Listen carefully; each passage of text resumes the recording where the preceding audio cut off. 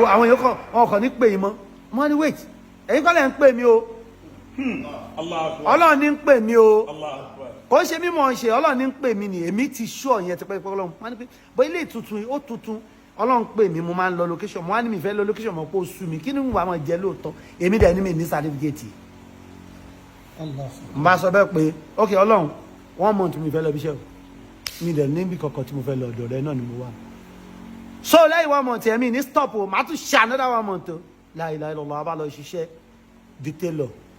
lọ́dọ̀ tó Ṣótáyọ̀ èmi àtàwọn Latif àfà Ọlọ́run kan ti gbogbo àwọn lè gbogbo ilé ayé lọ́lọ́run ti mọ̀lẹ́ covid kan ṣẹlẹ̀ ni mo kàn rí pé nu covid mo dẹ̀ ra equipment 96 million mo dẹ̀ ń ṣe palliatives nígbà táwa ṣe tán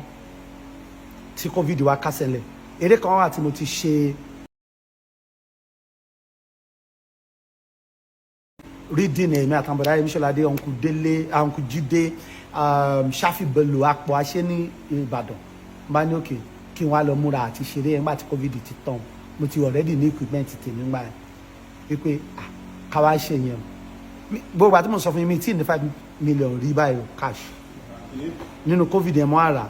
mi mọ bọ́lọ̀ ṣe ṣe dára mo kàn rántí pé àwọn kan tí mi kì í ṣe tẹ́lẹ̀ bíi pé kí n máa ṣe shout out tí bá ṣe shout out tí bá kíyàn sórí Instagram máa ń gba 300,000 bọ̀ mi kì í ṣe so mo á rí i pé mo á lọ ń wo yẹ pé gbogbo àwọn ní tíátà wa do ká máa mú fóònù wa dá nígbà covid nígbà tá a rí bi lọ àwọn colleagues mi gan ti ń ṣe sọ̀rọ̀sọ̀rọ̀ mo á rí i pé ojoojúmọ́ làwọn èèyàn fẹ́ kí n bá wọn kíyàn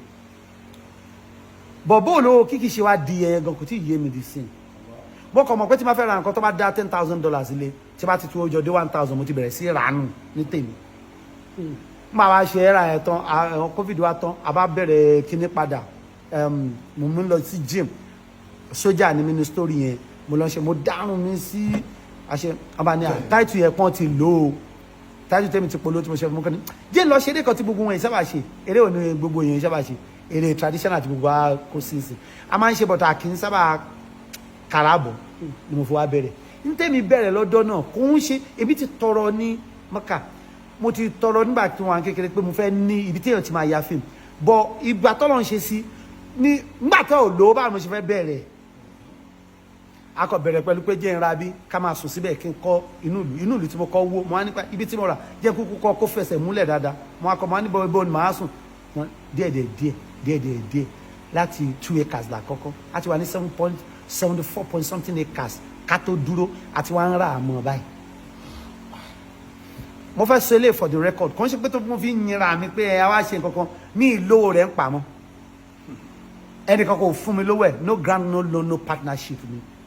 ṣùgbọ́n nǹkan tí mo wá ń sọ gangan òun ni pé Ọlọ́run nìkan lọ́lọ́run àwọn fans wa torí pé wọ́n like máa ń sọ pé àchátá àwọn wà mí underrated o mi deserve tọ́lọ́run fún mi wallahi alazim ta lè mi kí ni mi ò deserve o kò dẹ́n ṣe pé bóyá bí ní owó kan wá pọ̀ tá a rí rí o but nítorí pé nǹkan tí iṣẹ́ mi nídìí gangan ni ẹ̀wọ̀n kan tó fọ́ ni mo kọ́lé dé lintel mo nílẹ̀ lẹ́lẹ́bú ilẹ̀ 2 mo nílẹ̀ nkásùnmù ilẹ̀ 3 mo nílẹ̀ nìbàdàn tó pọ̀ gan mo wá sin ìyá mi sí kan mo wá kọ́lé dé lintel nílẹ̀ ẹ̀wà tí mo fi wá bẹ̀rẹ̀ sí kọ́ gbòò mo wá ṣẹ̀ṣẹ̀ ń bẹ lọ́n pé Ọlọ́run ṣàánú mi jẹ́ ń lọ rí kọ́ ìyá mi wà ń bẹ̀ mi tí ì rí kọ́ òkú lintel dì sí o tí mo fi bẹ̀rẹ̀ nu gbó mi lè ka building tó wà nu gbó yìí mi mọ iye òǹkà building tí mo ti kọ́ sínú gbó àfọlọ́run nìkan ló lè ṣe bẹ́ẹ̀ o gbogbo nǹkan tó wá ń sọ yìí éèjì tọ́lọ́ ń ṣe sí ó tún bà mí lẹ́rù táìmù tó máa ń gbàgbé lérè ni mo sọ pé mi ì ṣeré mọ́ ẹ̀ naturally tó máa sọ pé lágbájá ń kọ Ibrahim kọ àrímọ̀ Ibrahim kọ ó ti sick Ibrahim kọ dáwọ́ ọlọ́mọ ayẹ̀kọ́ ṣẹlẹ̀ sẹ́nu kọ̀ọ̀kan yín o mo wá sọ fún wọn pé àwọn ìṣẹ̀mú ní pé ṣe é mọ̀ pé inú gbogbo oore ní o wípé kọ́ máa pè ọ́ kọ́ tún máa ṣàkọ́ pé òṣè kọ́ wọn tún wá bẹ̀ ọ́ oore ní o kò ń ṣe mímọ̀ mo fẹ́ ká everybody mọ̀ pé kò ń ṣe pé bí mo rí pé mo ríra mi wallahi alazim àwọn èèyàn máa ń sọ lójú pé Ibrahim Chatta máa active mi tí mo active lójú ara mi náà sí mo fi ọba tó ní ẹ̀mí mi ìsọ lórí ahọ́n o mo fi ọba tó ní ẹ̀mí mi búra ọ̀pọ̀lọpọ̀ gbà mí mọ nǹkan tá a máa ń ṣe tó bá tẹ kámẹ́rà ọkọ̀sẹ̀ alamini shari'a laka sidraka wa dana anka bi zakata jan qala zaraka wa rafa'na laka dhikrak máa ṣe mẹ́sàn máa parí ẹ̀ máa ṣe wá wọ kámẹ́rà kò sí nǹkan tí mo mọ̀ ṣe láyé kò sí nǹkan tí mo fi dájú colleague mi lọ mi ò believe pé mo mere ṣe akẹgbẹ́ mi kọ́kọ́ lọ mo jagunjagun ló di ògbó yẹn lọ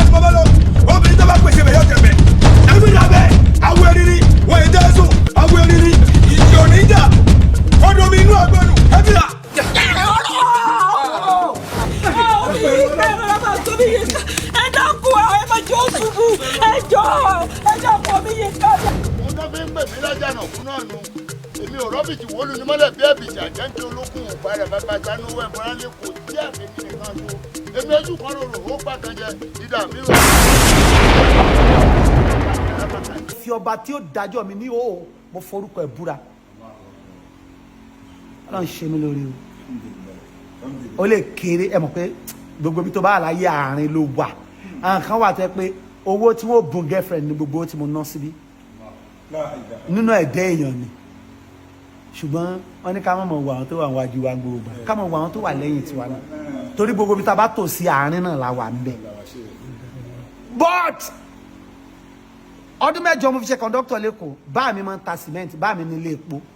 mo ti sọnù kó lé láti 17-19 mo ti kúrò ní mo ti ń fi nǹkan ránṣẹ́ sí ìyá mi nígbà tí máa fi pé 21-22 kọ̀ńdọ́kítọ̀ dẹ̀ ni máa ń ṣe báyọ̀ tìjà ní one school bí máa ń ṣe kọ̀ńdọ́kítọ̀ máa lọ ra jíìsì ra nǹkan kan wá fún mo like responsibility ó máa ń jẹ́ kéèyàn sáré tipẹ́tipẹ́ mo ti máa ń lérò bí 42 people ló ń gba staff ní staff wa tó ń gba salary 120,000 wà nù àfa bí mo ṣe ń san kò yé mi ẹnì kọ́kọ́ ṣáàgùn kọ́kọ́ fún mi bí kọ́kọ́ o wọ́n á rí i pé tí wọ́n bá gbára lọ́n fáwọn aṣọ.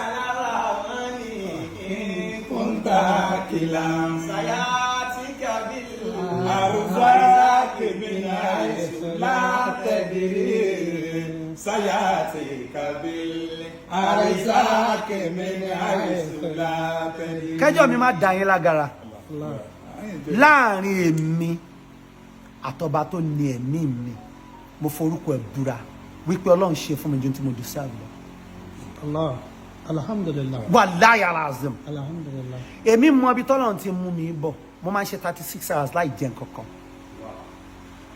mo máa ń tọwọ́ bá kú báyìí atẹ́gùn fẹ́ gbé mi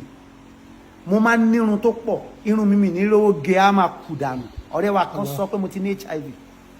ebi dẹ̀ ló ń pa mí. Alhamdulillah. lẹ́kọ̀ọ́ yẹn mo mẹ́kọ́ bí ọwọ́ mi báyìí ni o most of the time kí n lọ sùn tàbí kan àbí kí n lọ ṣe conductor mi kan bẹ́ẹ̀ mo ṣe lo ayé mi o àwọn òbí mi wọ́n ń ṣe aláìríjẹrí mu o